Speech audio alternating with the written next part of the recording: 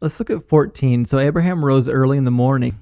He took bread, a skin of water, and putting the child on her shoulders, he gave it and the boy to Hagar and sent her on her way.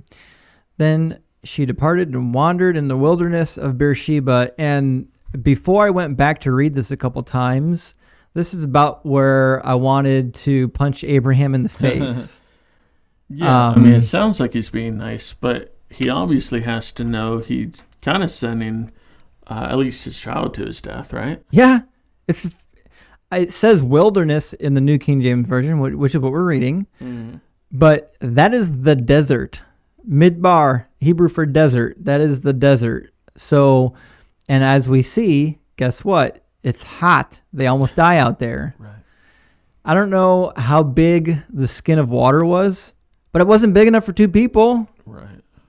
Now, if we, again, go back to the theory that Ishmael was young enough to play with Isaac, sending one large skin of water makes more sense. But if he's 16, would you not also give him an additional skin of water? Why would you want a boy in his prime to split a skin of water with his mother, sending him into the desert when you're the wealthiest man in the desert?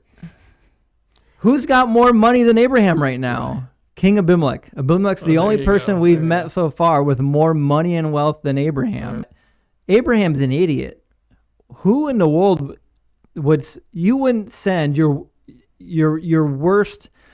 You got into a fight with your ex-best friend and you can't see his face without wanting to punch him in the face. You still wouldn't send him into the desert with no water. Okay, so they've got one measly skin of water. He's got probably hundreds of servants, dozens and dozens of cattle and sheep and goats.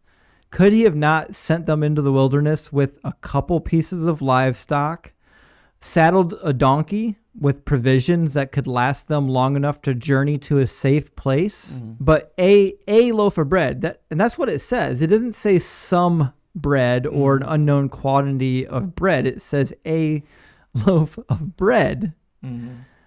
This is not adequate provisions. Right.